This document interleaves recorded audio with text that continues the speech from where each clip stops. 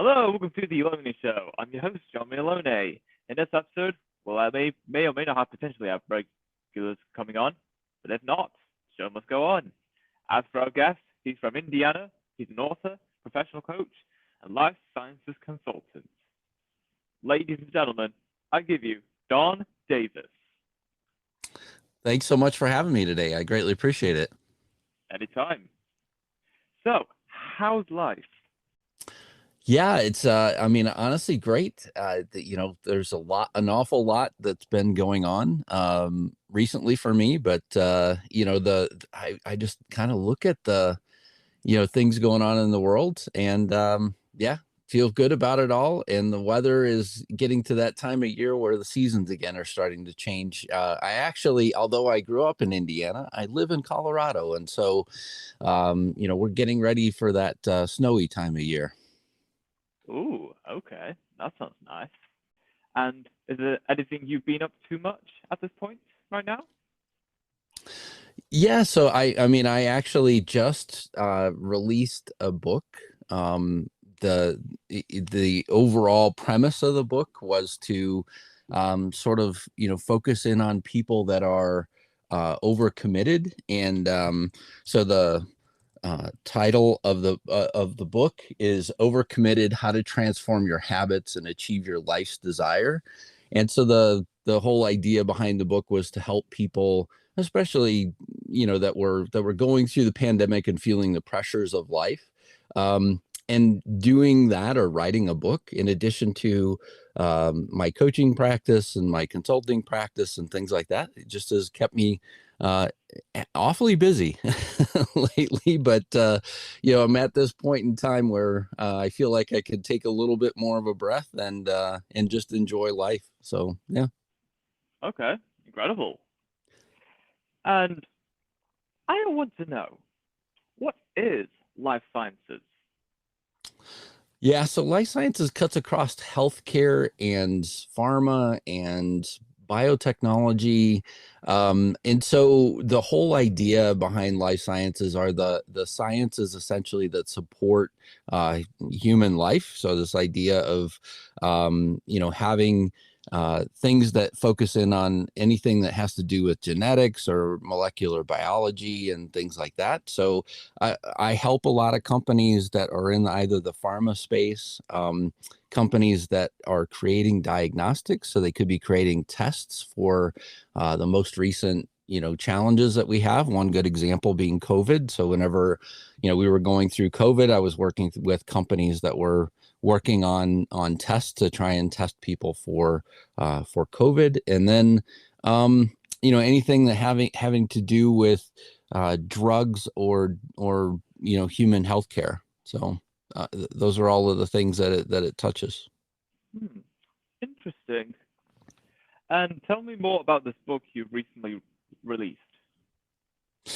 Yeah. So interestingly enough, I mean, the thing that caused me to sort of say, I think this might be a good idea for a book, was this idea that when we went into sort of the lockdown mode, you watched people go from being fairly social and having the opportunity to walk, through the halls between meetings. And there was kind of an understanding that, hey, you're not going to, hop from meeting to meeting. And all of a sudden, the clients that I was working with were booked back to back without enough time even to think about the problems for the next meeting. And so I found myself in a situation where in some cases, leaders needed time on their schedule actually to think about the things for the next meeting.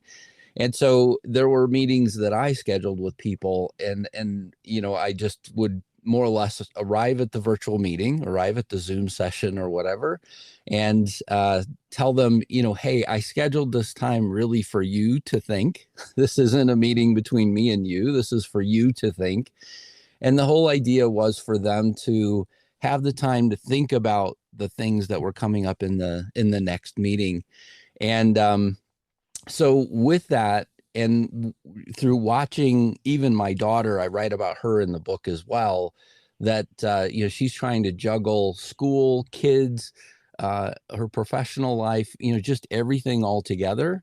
And with that, I just saw this level of overcommitment without a sense of purpose.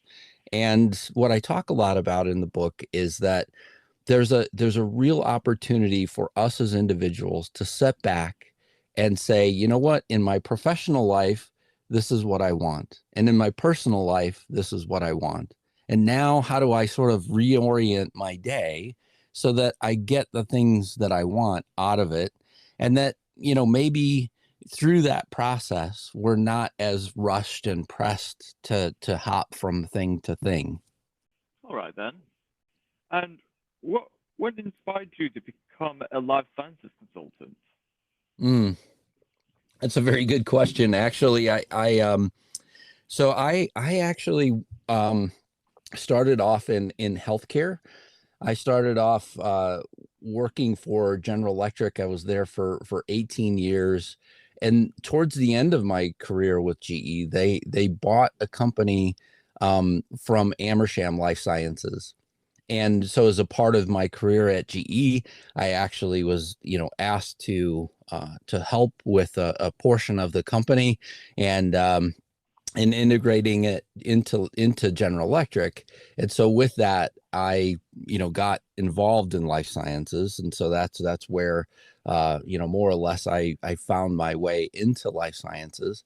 And since then, I mean, there's just a lot of things that I'm very passionate about working on. One good example is there's a company that I'm currently working with that is working on a diagnostic test for women's cancer, to help with, sort of finding cancer early on so that hopefully it can be treated, versus, a lot of the 90% of the cancers are found late. And then because of that, it leads to, just, well, one, chemotherapy, two, it could mean also death for a lot of the women as well.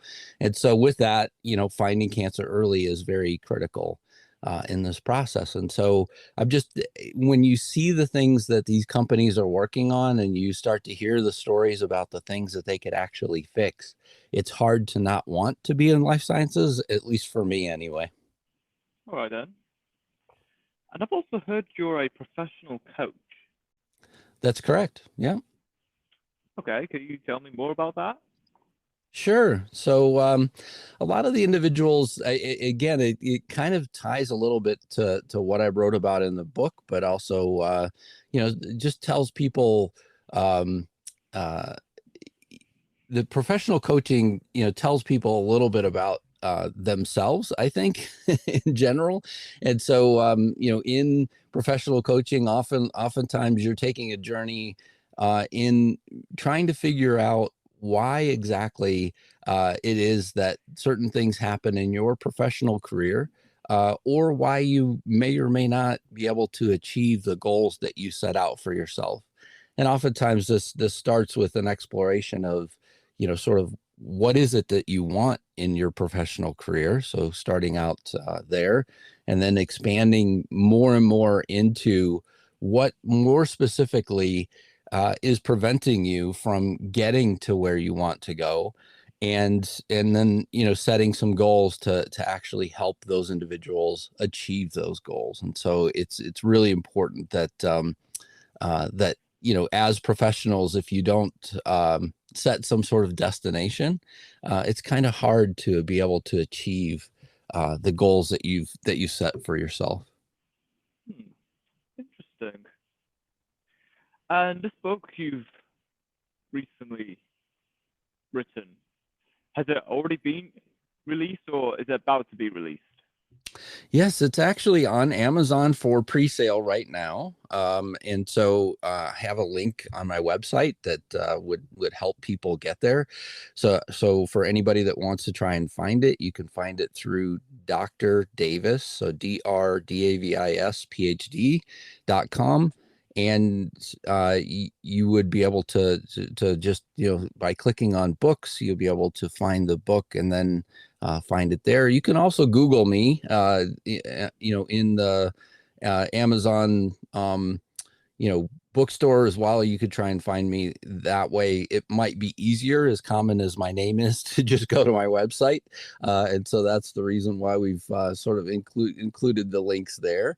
The one thing that I'll quickly mention as well, that, if you do go to Amazon and you look for Don Davis, one of the things that you'll quickly find, especially if you put Don Davis and then space PhD, is a children's book that I wrote with my grandkids. So that was sort of my first foray, if you will, into publishing a book. And so I wrote a book with my grandkids sitting at the dinner table, and it really sort of, comes from this idea that I feel like story is extremely important in our lives. And so the stories that we tell and things like that is extremely important. And whether it's a funny story about the fact that your Nana snores, or it's a serious story about patients in healthcare or whatever, there are stories in our lives that are important that we help convey, and so with that, we wrote the story more or less together. I hired an illustrator. We had the illustrator go through and help us develop the pictures. The kids sort of examined each one of the pictures and criticized, what wasn't right here and there. And so you will find that book first, not the Overcommitment book. So just so that you're aware. All right, cool. What do you think have been the highs and lows about your general life working as life science consulting, professional coaching, etc.?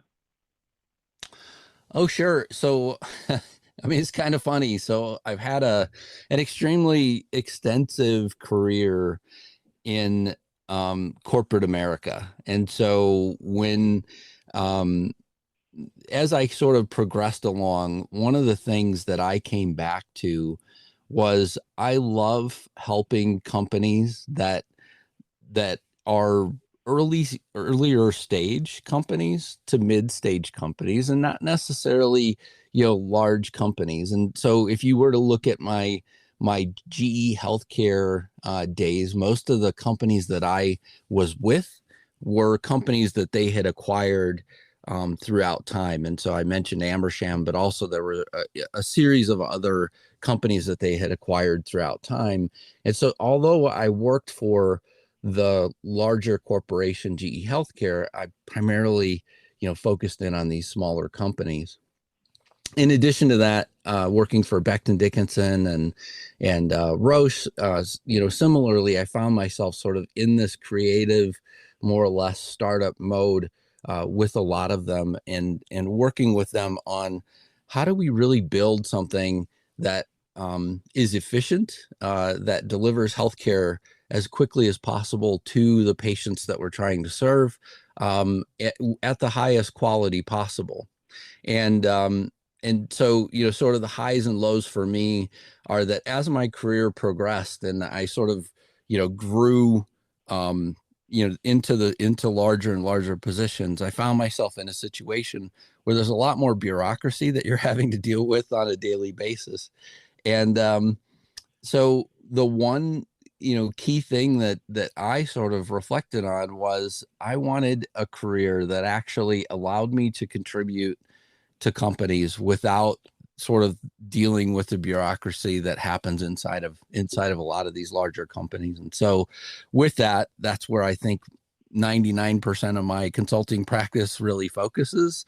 I still, obviously have to, focus on my customers and make sure that they get what they need. And sometimes that involves some level of bureaucracy, but it's nowhere near what I felt like I was involved with, in larger corporate America. And so for me, the highs and lows really tie to, setting a destination with my consulting practice is a high that, allows me and affords me the ability to work with companies and really be there for the things that they need to be able to deliver. Interesting.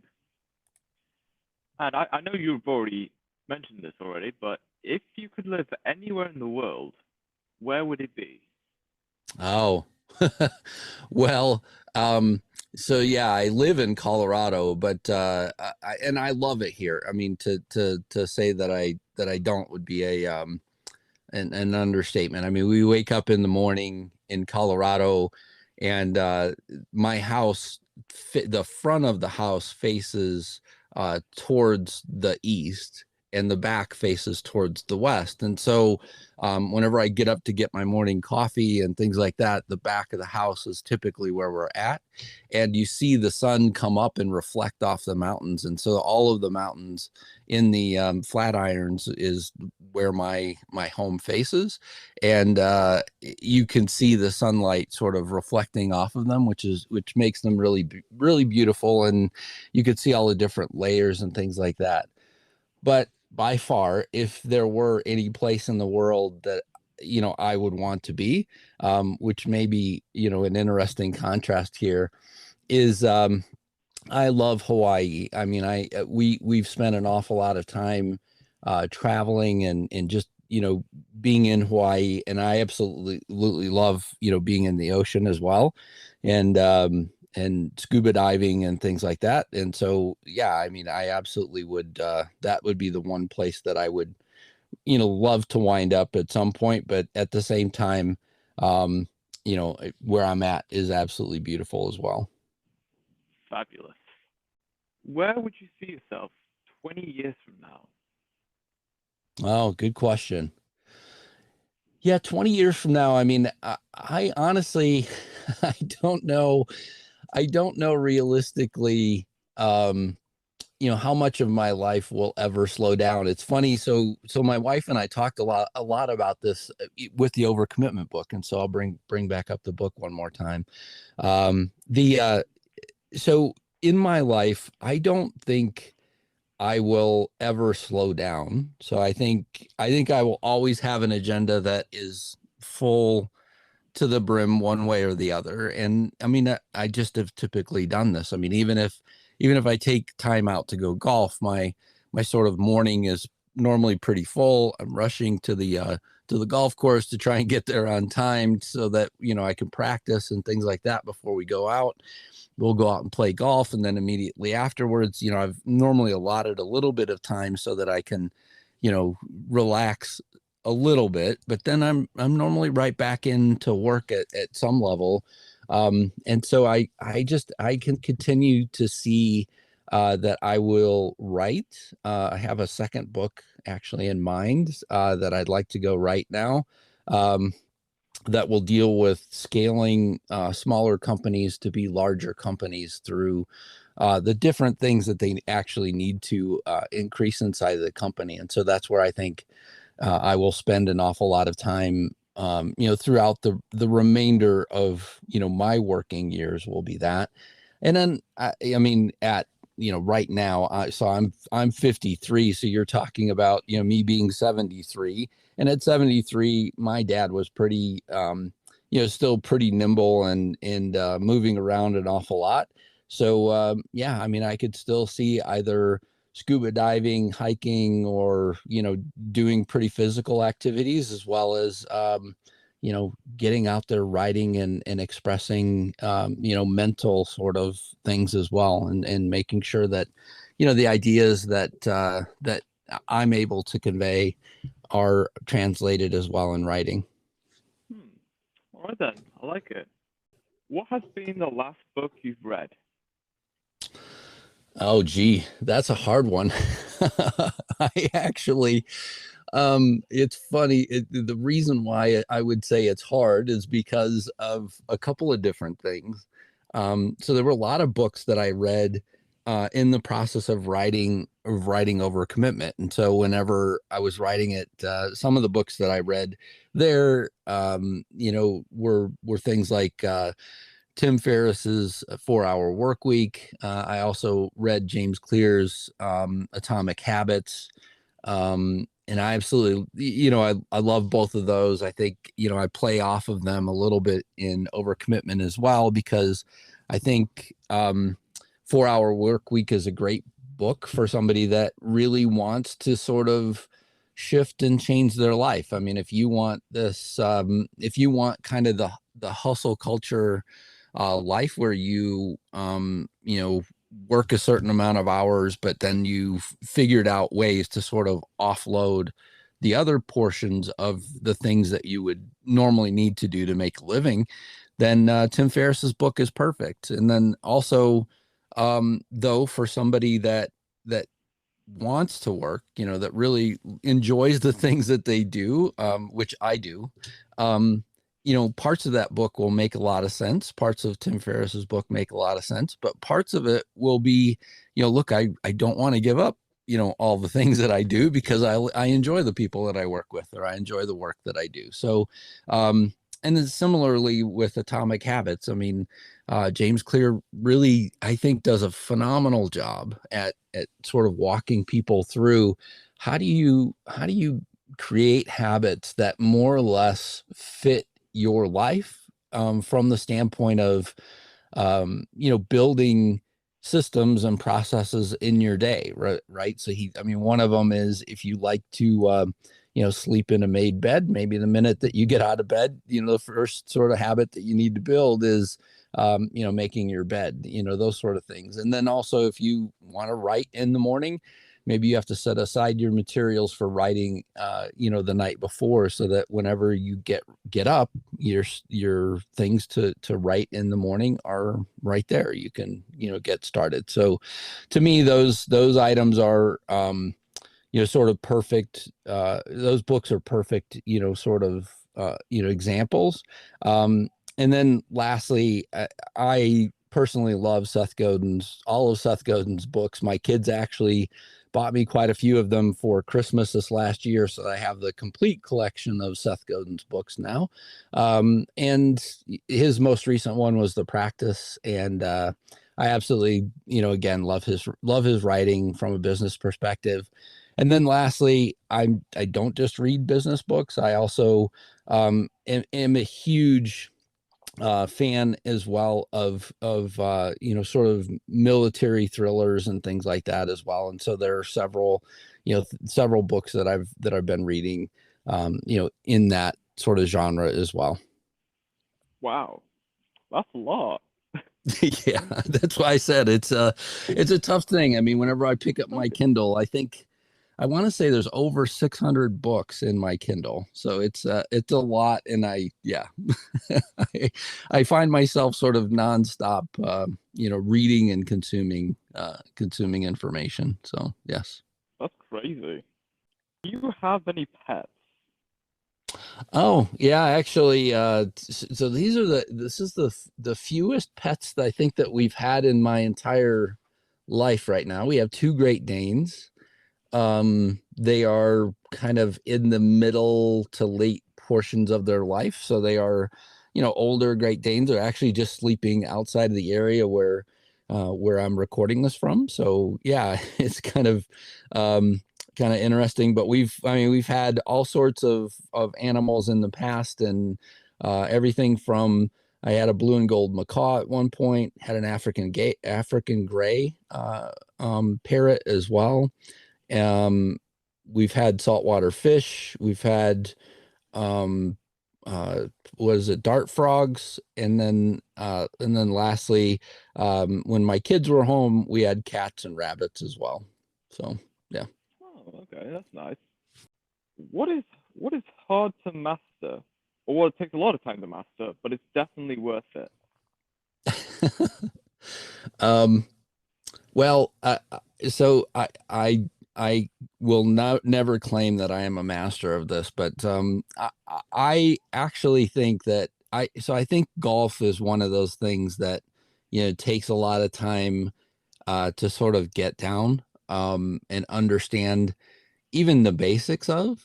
And I am not a good golfer, you know, for anybody that's listening to this, but at the same time, it's one of those, for me anyway, it's one of those games that it's challenging enough that you know, you want to sort of keep going and keep trying to get better at. And so so that's one thing. Um and then you know, the other thing that I've sort of gotten good at before, and then sort of you forget some of the things that you have to do, and then it recently remembered them again, was solving a Rubik's Cube.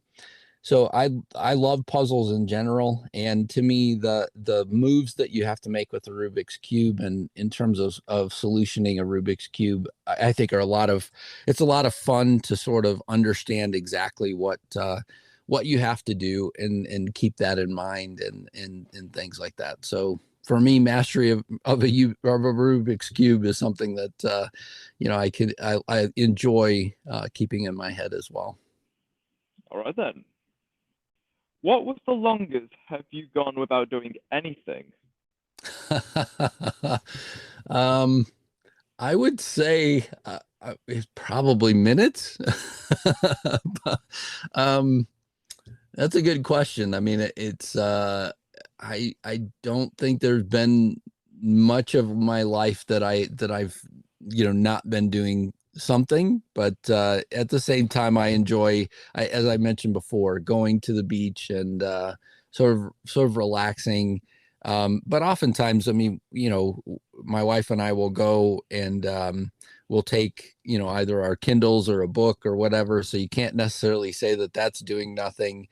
To me, even swimming, I guess, would count as something. So it's doing nothing. Meditation in the morning for me, oftentimes, still involves my brain kind of kicking in here or there.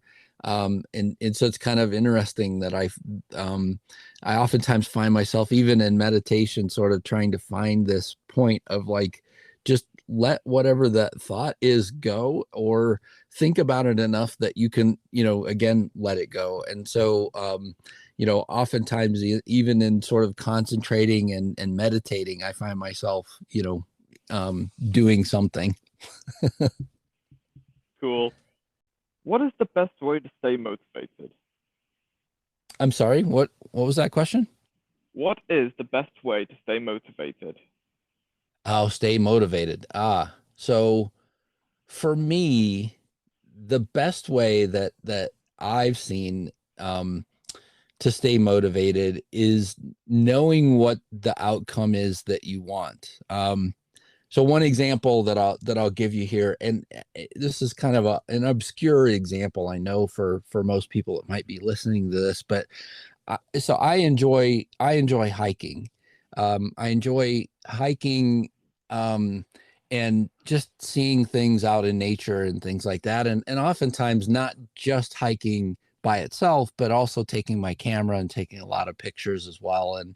And in that process, I oftentimes, see things that I've never seen before, or, have questions for people that might be able to answer them. But hiking in Colorado also oftentimes involves mountains. So um, I started out sort of climbing the local mountains, and then set goals about different mountains that I wanted to try and climb, to be able to see the view from the top. And then recently, I climbed my Mount Bierstadt here in Colorado, which is a 14er. So it sits at 14,000 feet at the peak. And so, I absolutely, think that to stay motivated, you have to sort of know what that outcome is. What is the thing that you want, most on the other side? And then what are the sort of short-term steps that you need to take to be able to get there? What are those early sort of phases? And oftentimes, I would, again, if I would liken it back to hiking, oftentimes you have the approach, which is the base level portion of hiking up to a mountain, and could involve meadows and things like that, streams that you're crossing, and then you're going to go through a series of switchbacks. You're going to go through those as you go up the mountain, and in the process, stopping and taking time to enjoy the view as well. And I would say the same thing with regards to staying motivated, that stopping to take the time to enjoy the view is a great thing even in life. Just enjoying where you're at the moment, knowing that you're making progress towards the goal that you set out. And then lastly, the ultimate motivation, I think obviously is one, achieving whatever it is that you've set out to achieve. But secondly, reflecting on that same moment the next time that you go to achieve your next goal. And so for me, keeping motivated is more about, look, you've already seen these hard times before.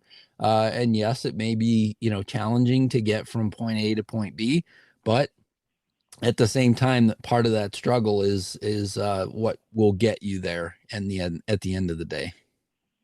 All right then, great. And that is all we have for this episode. It's great having you here, Don, talking about life sciences, your new book, and everything else. It's been great.